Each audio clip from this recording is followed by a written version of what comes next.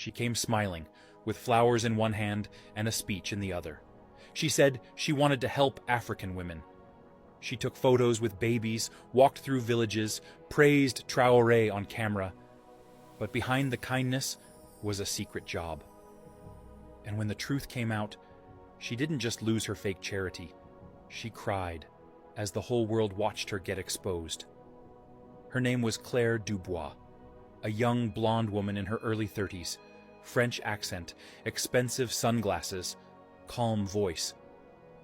She arrived in Ouagadougou as the director of a Western NGO called Hope Forward, claiming to support girls' education and women's health.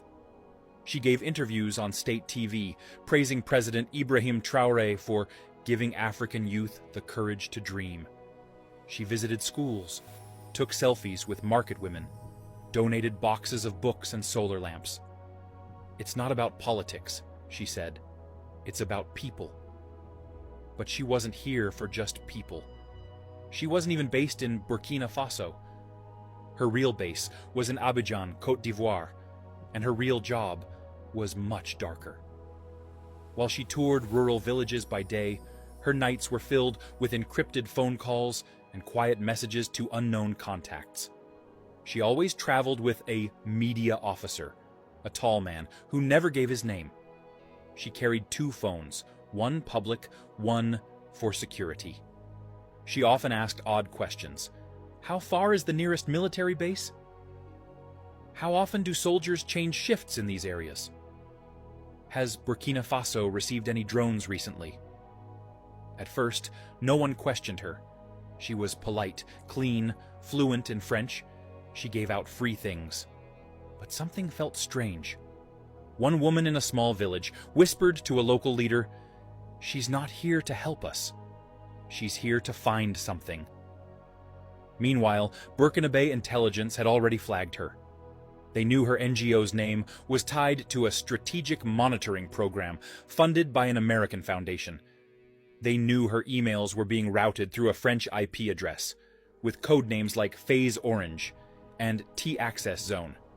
Still, President Traoré said, "Let her work. The more she believes she's winning, the clearer her mission will become." So she kept smiling. She kept giving speeches. And she had no idea that her biggest donation was about to be her own downfall. By her 3rd week in Burkina Faso, Claire Dubois was everywhere. She'd shaken hands with ministers. She'd been on state radio. And she even took a photo with schoolgirls, holding up a sign that said, "Africa first, women always." But behind the smiles, her real work had begun. She had visited 9 villages in 7 days, each near military training grounds, oil depots, or drone watchtowers. She said she was inspecting field progress. But what she was really doing was making a map. One night, in her hotel room in Ouagadougou, she opened her laptop and began marking red circles across the country. She named the file BF-Field Access-V2. The circles weren't schools. They were military routes, border patrol bases, and drone delivery lines. That same night, she attached the map to an encrypted email, addressed to a contact saved under the name Melvin. The server wasn't in France. It wasn't in the US. It was traced to a NATO-linked office in Abidjan, Côte d'Ivoire. She hit send. She smiled. She thought no one had seen. But what she didn't know was that her laptop had already been mirrored. Everything she typed was being read in real time by Burkinabe intelligence. The moment she hit send, President Ibrahim Traoré received a copy of the email on his encrypted line. He looked at the map. He studied the code names. Then he picked up the phone and said, "Let her keep going." She just confirmed everything we suspected. The next morning, Claire held a press breakfast with foreign journalists. She wore white. She called Burkina Faso a rising hope in the region. But when a local reporter asked her why her NGO was only working in military-heavy zones, she laughed nervously and said, "Pure coincidence. We just go where help is needed." The real coincidence?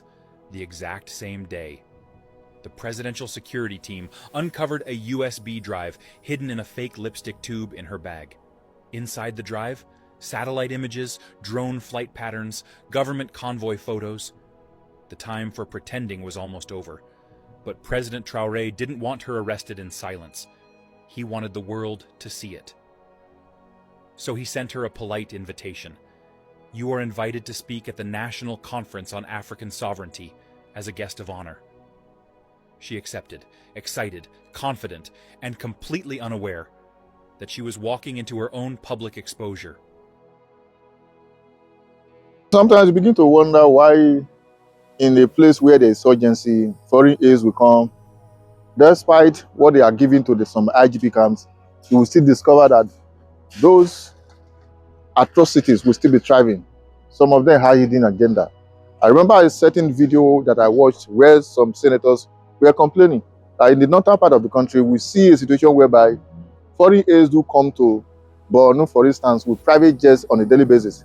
They have various offices, but yet insurgency is thriving. How come those areas are still volatile at the moment? Some of them have hidden agenda. When they create chaos, they go for the minerals. They extract it. They give us peanuts in the name of AIDS. And we foolishly will accept it and thank them, forgetting that whatever they are taking from us, 1% of it, even lesser, is what they are giving back. African leaders need to wake up. Anyway, whatever you think, drop your comment in the comment section. Once again, share and follow the page. Thank you as you do so.